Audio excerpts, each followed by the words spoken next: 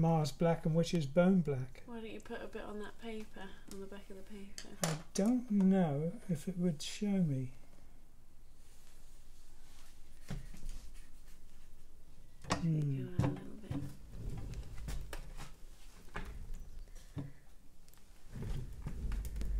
So we got some people coming in. If you want to tell everyone what you're up to. I'm trying to figure out between two pots of black paint which is which, and for the life of me I can't tell them apart. We can't see what you're doing. So you're trying to figure out which black in those two cups is the opaque one and which one's the translucent one. No, gloss. Gloss. Gloss and matte is the big difference. But you're right to use the other words because the gloss one is vastly more opaque.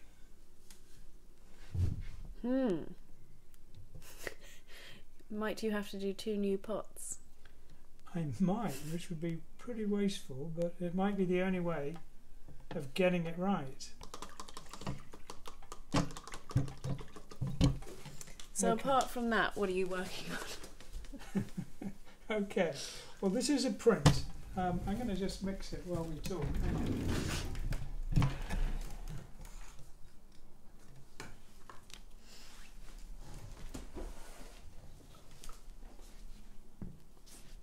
So Dad potted up 2 little cups of black paint, 2 different types of black, and he then forgot which one was which. So now he's having to repot those 2 black paints. Rare. You shouldn't tell everyone. But people, it's humanising. Oh, thank you. I'm not human. I'll use something of those 2 black pots for something. Yes, we'll find a use. Okay.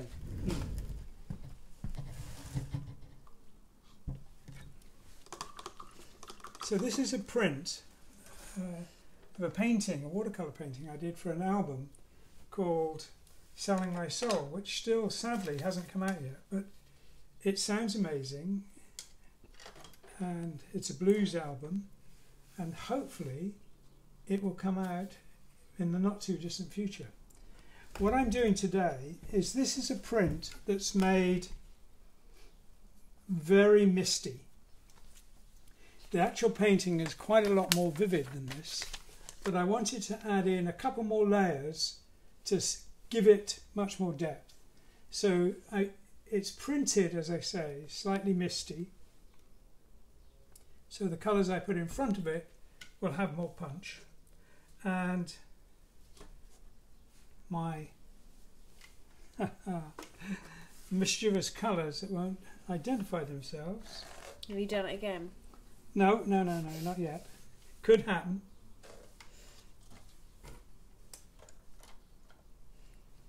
It's... Someone's suggesting you put Sharpie G on one and M on the other. Too late now. I should have. It would have been a very good idea. David asks, do you consult the I Ching? I used to. It used to be quite fun, but don't really now. I remember doing that with you. So there's the M. So what were the 2 blacks? Was it Mars? Mars black and carbon black. And what I'm going to do is paint a structure which will be hopefully looking quite large, which will be here where the panther coming off it, and the plan is that I'll do a foreground pair of cats that will come out as looking as if they're more in front. Maybe it won't matter. Is what's in your hand the sketch for that? Can we see? Well, it's barely legible as a sketch, but yes, it is. Cengiz asked what my contribution to the OCA album cover was. I did the elephant and wings part. Dad did the background and I did the elephant and the wings on that one. That's right. Well, we had a good time doing a collaboration on Saturday for the robot. And I think I wasn't going to, but I think I will show you an idea we've had the most minimal of discussion about. I'm going to interrupt this very briefly. I did a drawing when I was at college.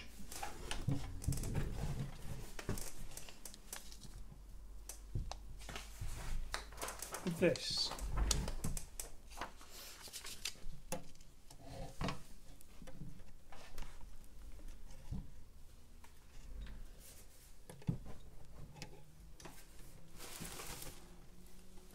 And this is a drawing Freya did.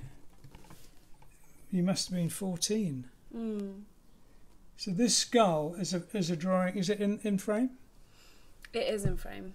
Okay, so this is a skull Freya drew when she was 14, and just having fallen on the floor.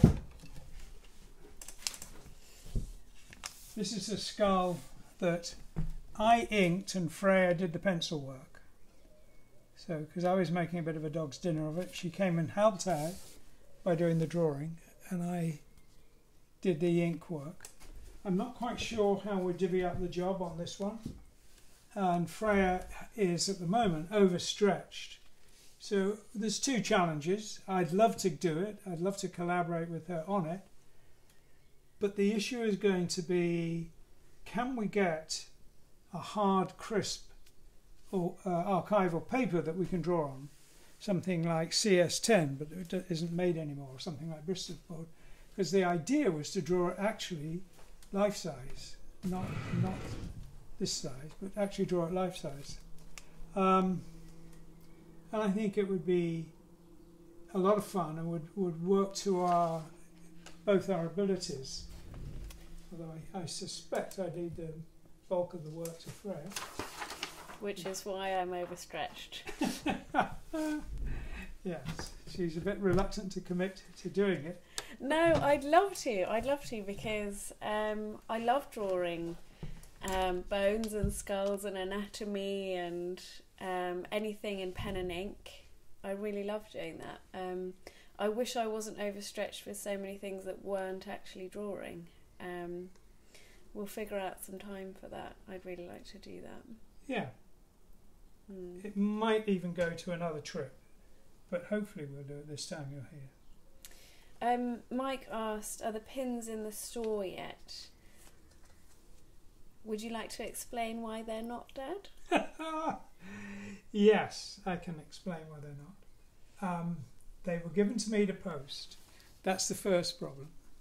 The second problem, we were supposed to get them in the post yesterday, but the post office that we use had a half day, and I didn't want to spend hours queuing in the Lewis post office, which is in W.H. Smith's.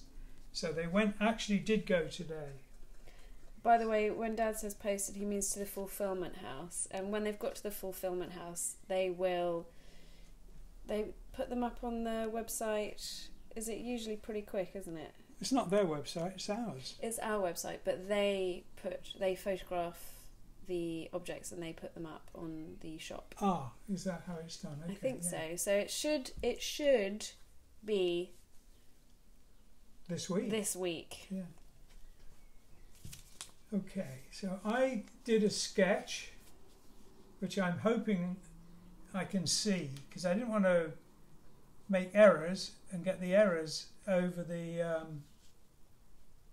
drawing and have to remove them, although that is exactly what I did do.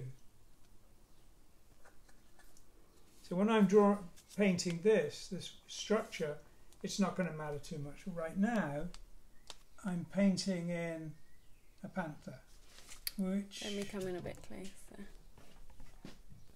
Okay, I'm just over your shoulder, so don't move back.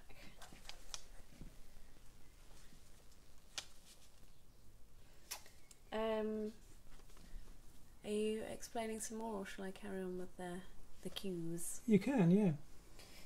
I missed the name on this one. But somebody asked, does the COVID situation worry you when you are considering travelling again? Does it worry me? Like, if you've got travel, things coming up in terms of Yes's tour next year, and you were supposed to be doing Tokyo, an exhibition in Tokyo this year. Yes, well, that's definitely not happening. That's definitely not happening, but when things get going again, will the COVID situation worry you? To be honest, I don't have to worry. And I apologise very much to Freya, who was really anxious and upset when I was going to go on the cruise. And, well, that was cancelled. And sadly... Dad isn't really worried now, I think, is the direct answer. Other people have to worry and stop him doing things. Otherwise, he'd probably be out there now on some cruise doing something. Well, the cruise ships aren't going, are they? No. What exasperates me about this thing is that it isn't much sense individuals taking care unless the country has got its act together and is responding sensibly. I mean, and that certainly doesn't seem to be happening here. One of the things that would make easing the rules and people getting out and about more is if everyone wore masks. But there's been no instructions that everyone should wear masks. But clearly in countries where people do wear masks, like Korea and Japan, the effects were slowed down considerably. So I don't really understand why we don't do such simple, basic things. And whereas a mask has limited value, some value, but limited value in protecting the wearer, it has a lot of value protecting other people. So if you're out there wearing a mask on your own, you're not doing much good to yourself. But if everyone is doing a lot of good to everybody. And that should be something the government has to organise. It's no use unless everyone knows that's what they should be doing. But it does make a difference to the wearer. I mean, yeah, it does. A really weird thing. Face mask with Dean Designs. Yeah, we should do that. One of the things for me is I've never had any allergies in my entire life, but about a year after living in Tokyo, I suddenly developed this sort of skin allergy on my face. And it was, we think, cypress tree pollen, which a lot of people are allergic to there, and it's really, really tiny pollen. And if I don't wear a mask, my whole face is blotchy and red, and if I do, it's just a little bit blotchy and red around my eyes.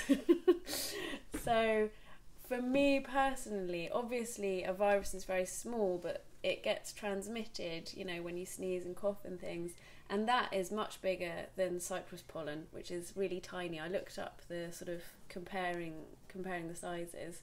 So what I would say, for me, it cuts down my allergy symptoms about 90%, and if that is at all transferable over to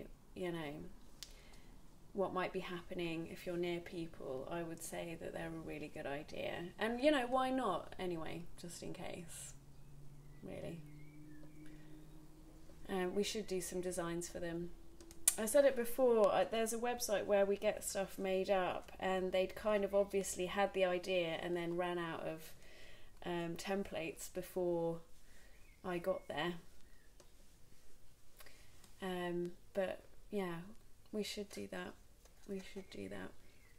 I'm very sceptical. I mean, the government is not made up of doctors and scientists. Their advisors are people like Public Health England, and I am incredibly cynical about them. I don't think they're giving good advice. The guy who runs it used to run Brighton Hospital. I'm wondering if we should get into politics, really, or just. Okay. I kind of like this being a little bit of a politics-free zone. Yeah, okay. Suits me. Unless you guys bring it up, in which case I may put it to Dash. But otherwise, I think you've got many more, much more positive comments and questions that we can do. I don't know, it's difficult, isn't it? Because it's a sort of, it would be weird to ignore these things, but also I'd really like to keep a space where we can all have a break from it. Anyway, Ben asked, he said he heard you mention something about a lunar base in a panel talk. What's going on about that? Well, nothing. For the same reason, not much is going on about anything. It's the site is US military, and when we first visited the site, the general was pretty enthusiastic, as far as I recall. However, having said that, as is the case with military, he moved on, and there was a new one, and the discussions are ongoing. And before this lockdown, in fact the end of last year, I was told that they were having a series of meetings, and they were very encouraged by them. So it's the site. The site is actually hugely important because it has a geology that is astonishingly similar to that on the moon. So it seemed like a very good idea to do it there. It's on Mount Mauna Loa in Hawaii.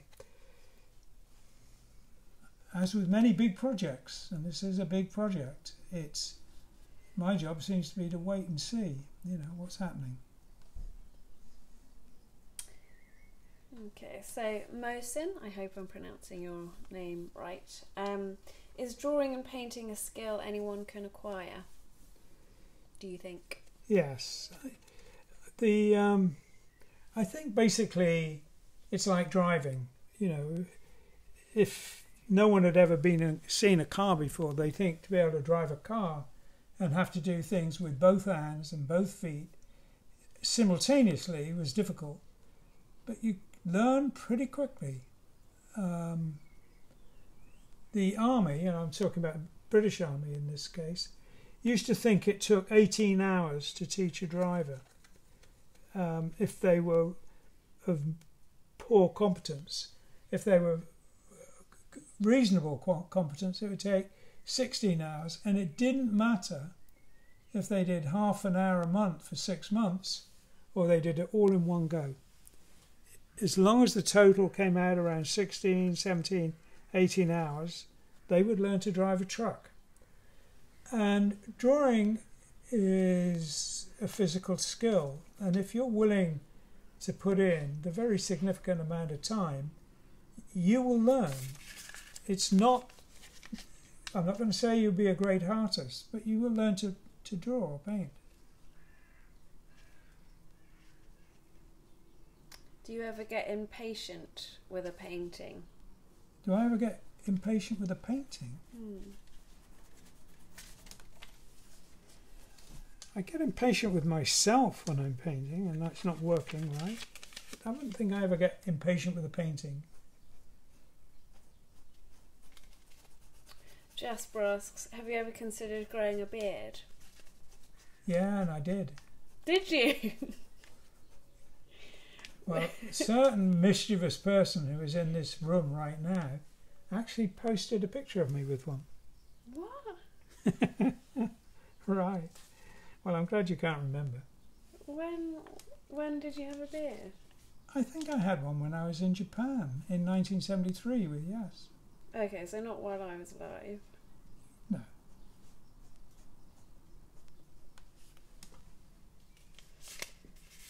Do you ever use gouache? Kaya asks. Well, an artist who is a genius, in my opinion, both in terms of the way he thinks as well as the way he paints, Sid Mead, pretty much did everything in gouache. For those who don't know, gouache is actually watercolour. It's an opaque watercolour as opposed to a transparent watercolour. And when we were students, design students, that was the paint we were expected to use. And it was not easy. It was not an easy paint to get to grips with. It had foibles that were irritating. It took a lot of time and skill to get used to it, as does watercolour, for that matter. It would be nice to show some of those pictures of your early student sketchbooks, I think, because I really like those. I remember when I saw those when I was younger, I don't think I'd ever really seen proper gouache paintings, and I thought it was absolutely amazing how kind of vivid it was and how real you could make something look with it. I remember showing Freya and saying to her, this is what I did when I was 16, or this is what I did when I was 17. And then I saw the skull she did when she was 14 and I stopped showing her. That's nice. We have a question. Sorry, I have to paraphrase a lot of these questions because I don't necessarily get the exact wording in time. But this question was something like, what was the inspiration of the sort of red fresh leaves and the strange iceberg shape of the Heaven and Earth cover?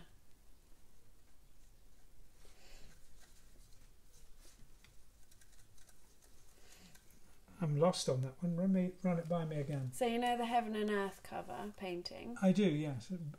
What was the inspiration or the idea? You know, you had that sort of strange iceberg formation and then those bright red leaves in front. What was that about? Was that, what were you thinking? What were you thinking? Well, now what I'm thinking is, what on earth are you talking about? The Heaven and Earth. Oh, Heaven and Earth. God, sorry, I beg your pardon. Yes, what was the thinking? Well, the thinking was that there would be something gigantic and very strange, but very scary going on in the background. And there's this paradox of a kind of plant life thriving in what otherwise might have been seen as an Arctic or subarctic setting.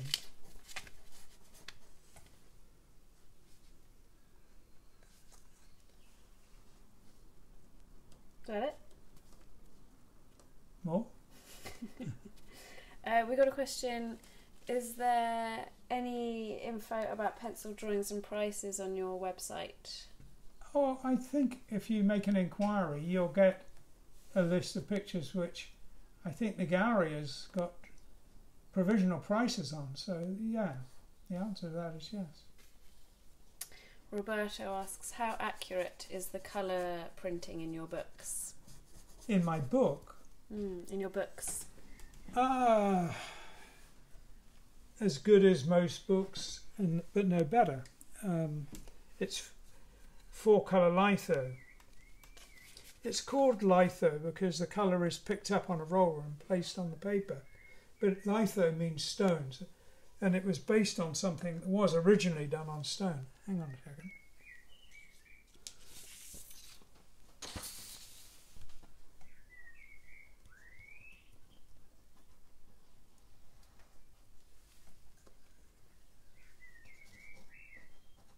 Yeah, it was.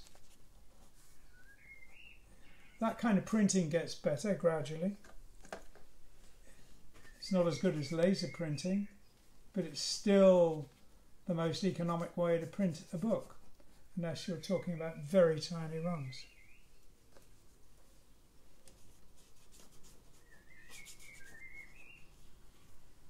Doug asks, have you ever visited the Arctic or the Antarctic? I haven't. I'd love to. I mean, my dream as a student in terms of travel was to go to Iceland, which I never did, which is stupid really. I should have.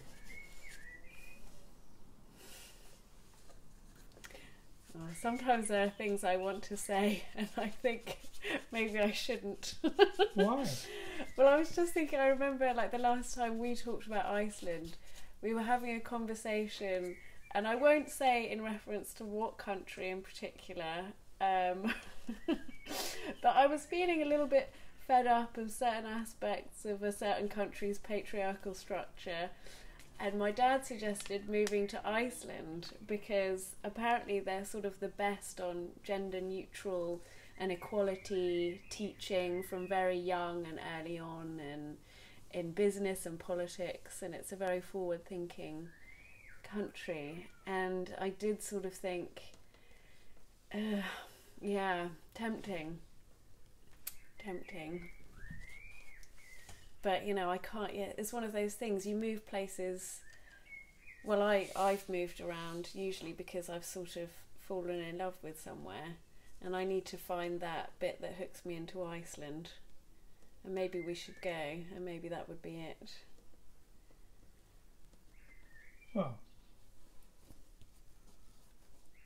it's not famous for its hot sunny winters, but it is famous for its how well they educate girls. So if that is something that interests you, it's definitely something you should check out. It feels like something that I shouldn't be able to accept living without.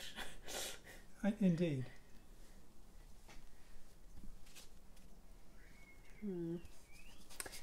So we have a question that sort of comes up in various different formats, but I think it sort of is quite relevant to this particularly. I can't remember the name of the asker, but are your paintings based on your dreams?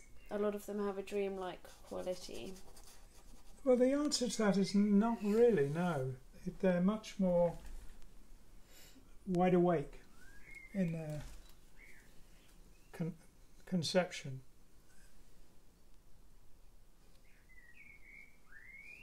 It's really weird because I've tried before. I've had dreams that were so amazing to look at that I just thought I have to try and get this down before it, you know, disappears from my mind. And I just couldn't. I absolutely couldn't. It changed. Like every time I sort of tried to put something in or, you know, compose it how I wanted it, everything changed. And I could never get it exactly how it should have been. I'll voice one opinion about it. I have drawn things I've dreamt about, and afterwards I thought, oh, that was interesting. But often I would have thought, why on earth did that interest me that much? And I think one of the things you dream, not just fantastic places, but you also dream a fantastic reaction to maybe more ordinary places. So the reaction is part of the dream as well as the place. And you don't get the same reaction when you're full-on conscious. We had a question. Kaya asked if you keep a dream diary. No. Dad said no, but I'm going to answer this question because this was something really weird that happened to me recently that I just want on record before I forget that it happened. And Dad was there, so I had a dream, and I'm not going to tell you all about what it is because I know that's incredibly boring. But let's just say in the dream was a building, a big Georgian manor house that had quite a particular structure with two front parts that had like atria. And there was a man who lived in it who was a kind of Dracula figure. He sort of grew and expanded when he was pleased and flew. But he lived there alone and he was very charming and very nice. Anyway, I thought that lots about this dream was really interesting. But I woke up and I'd ordered a book that was an exhibition of Laura Ashley's dresses in this big manor house, and I opened the book and I saw the manor house and they had a blueprint, and in my diary I'd drawn an overview of this manor house because I thought it was really beautiful, and it was almost exactly like the blueprint in the book. And then I thought, I know that when I turn the next page I'm going to see the man that was in my dream, and I did, and he was there, and it had the same hair, the same clothes, and it was him.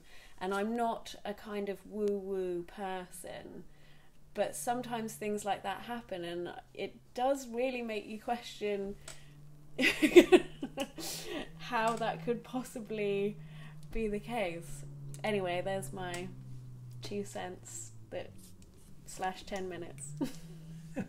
But I showed Dad, I called Dad up, didn't I? I said I had this dream. You did, yeah. And I showed you the drawing that I did, and then I showed you the page in the book. And it was the same thing, wasn't it? It was. Anyway. Back to your questions. That's my job today, to verify your strange experiences. But you were there. No, you were there because we were talking. No, I know. I remember you, and I remember your reaction. Anyway. Did you meet Matty Clarvine? No. Would have liked to, but no, I never did. Adama... Oh, that's a tricky question. Thank you, Kai. Kai appreciates my anecdote. Peter says drugs. Sorry, none for sale here.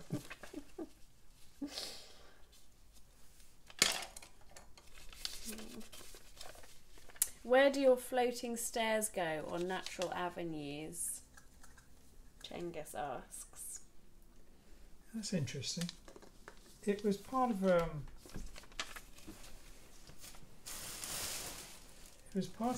story which maybe one day we'll do something more with. And they were to a place of meditation. It was essentially another rock, really. So it was a staircase to a rock. A staircase to a rock. Anything significant about that rock? Yeah, well, as I say, it was a place of power to meditate. Could you tell us the story behind Gentle Giant's Octopus cover? I love it. That was not me, that was their person. But I do love it as well.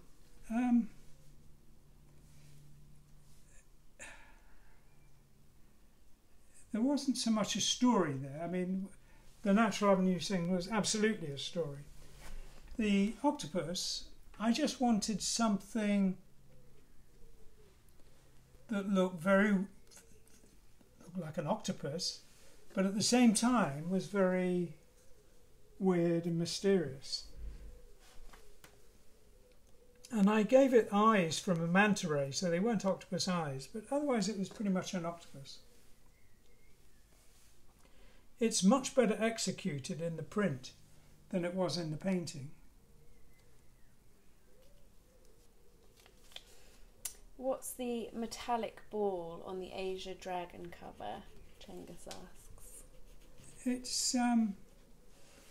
It's if you look at any sculpture or painting of Asian dragons, they have this sort of pearl as a symbol. I thought it was a symbol of wisdom that the dragon is chasing, but they are always there. So it's, yeah, you should check it out. So it's a pearl, not metal. Yes. Why does this print have torn edges? Because the original painting did, and I thought the formality of a border, I liked it torn down. I liked it, the decollaged. So it's the same as the original painting, same size exactly. Slightly different details and colours.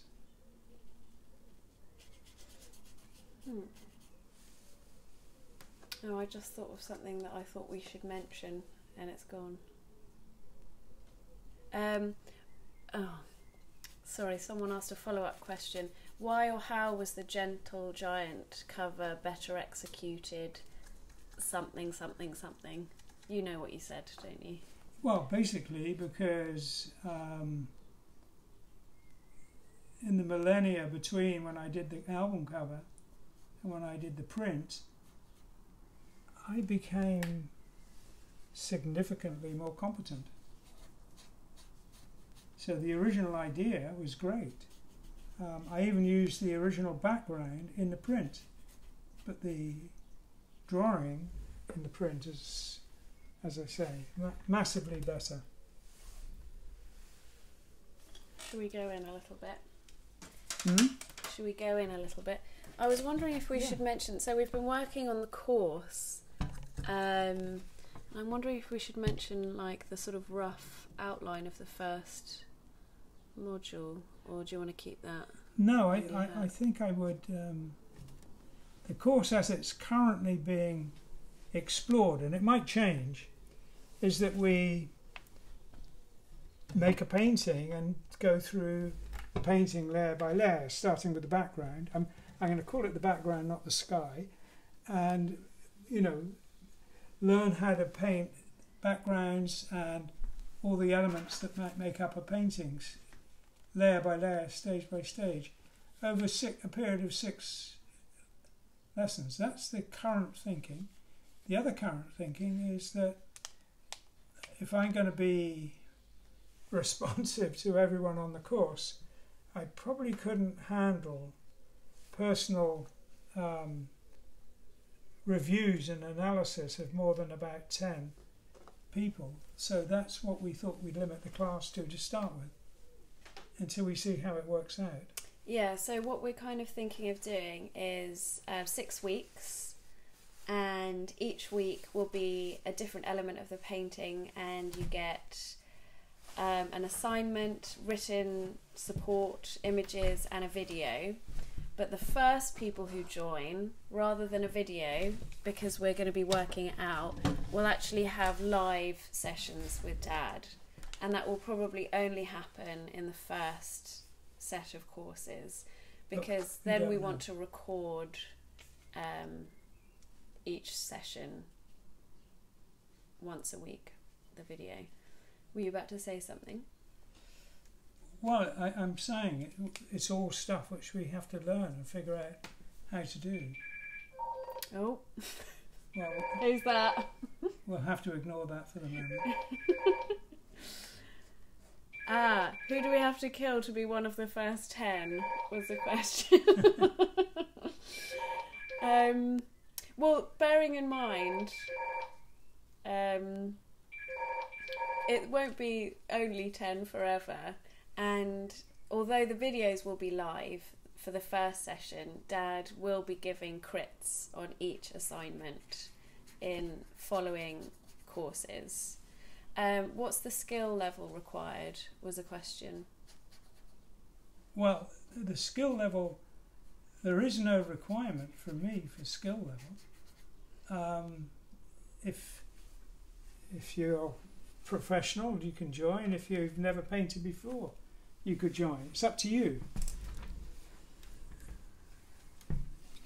It's going to be broken down, so it's sort of manageable. The first one, as Dad said, will be the background, and then there'll be, well, we're still working it out, but then rocks, foliage and trees, animals, that kind of thing. So you layer the painting back to front, and the final thing will be a sort of free composition where you design your own piece. But at each week you will get feedback on each specific single element, so hopefully it will be kind of manageable, each part.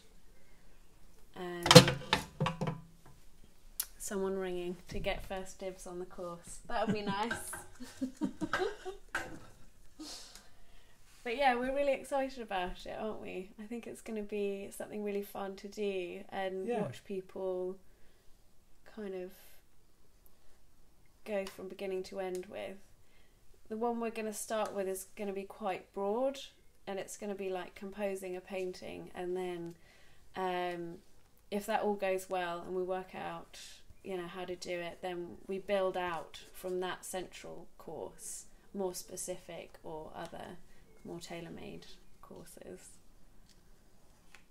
But that's what we're kind of working on at the moment.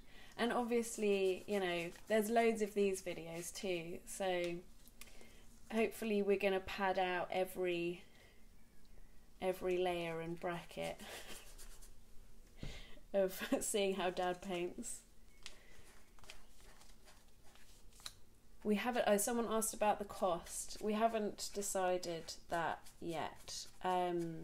Yeah, we're going to make up our minds about that tomorrow. Yeah. Is that right? Yeah, ideally we'll decide the cost tomorrow. Yeah, we're having a meeting with a friend of mine who puts a lot of these courses together, and we need to kind of get an idea of the amount of time it's going to take. Yeah, we'll publish a prospectus online before we start.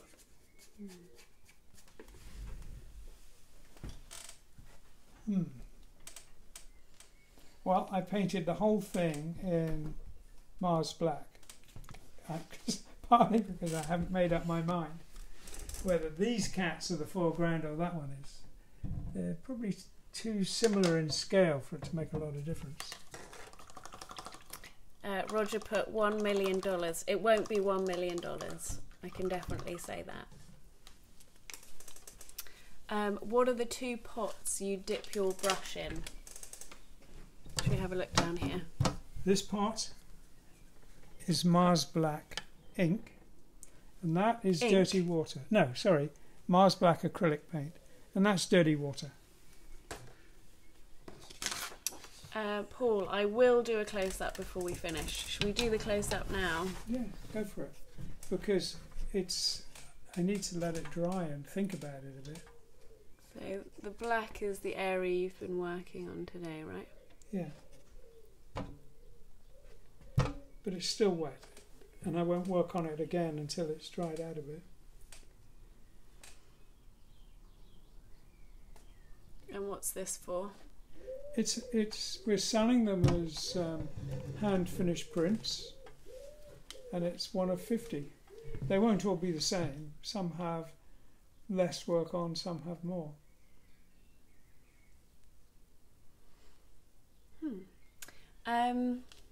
So what we should say as well is, do you want to get back in the frame?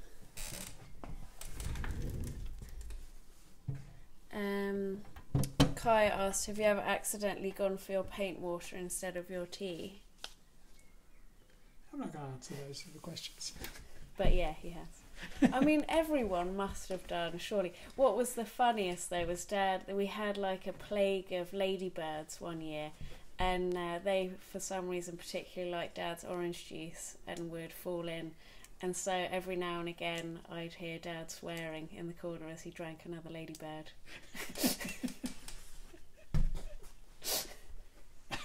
That was funny. I've not drank the paint, but I have washed my brush in my tea.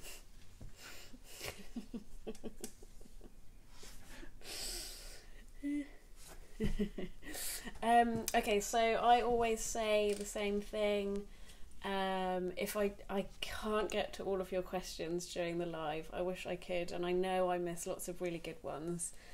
But what you can do is, if you put your question in here, I'm going to go through all the questions, every single one, and particularly what's very useful is if you write question for Friday and then your question, that will sort of immediately draw my eye to copy and paste it over into our printout, and I will go through those printed out questions with Dad probably tomorrow. And we're going to upload the Q&A from today and Monday on Friday at 7 p.m. So you guys are still getting Monday, Wednesday and Friday, but Friday is your questions. No painting, just Dad answering your questions and us having a chat. Yeah, we'll be having a chat. It seemed... Oh, there was one thing else I wanted to show.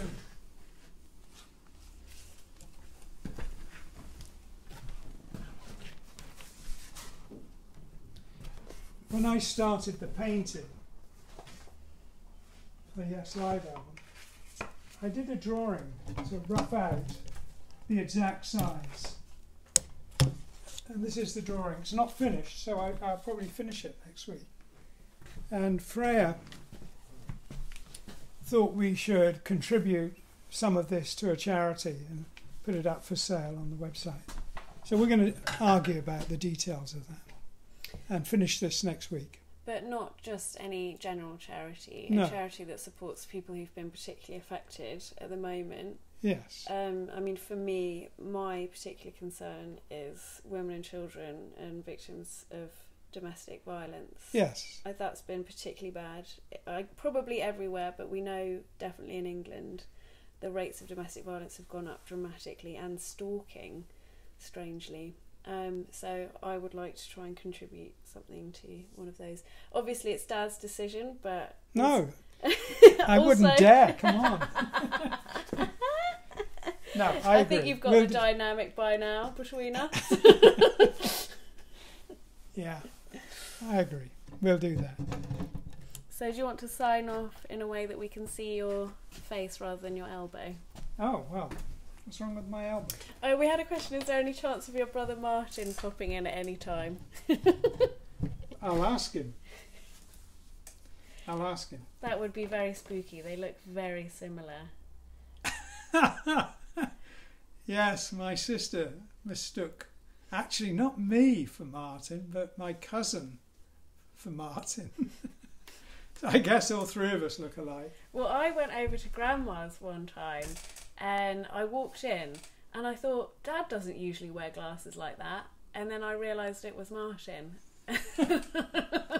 And that was really odd, mistaking your own dad for somebody else. Yeah. Yeah. So are we... Thank you very much for coming today. I have 4 or 5 of the prints I need to finish off. I mean, I'm doing them all the time actually, but just 4 or 5 I need to finish off currently. And I will try and do them all next week, so it's all done. And we'll finish this and sign them and move on to the architecture next week. Yep, and if any of you guys want this, think of all the amazing good you'll be doing. Thank you very much. Thank you. Bye-bye.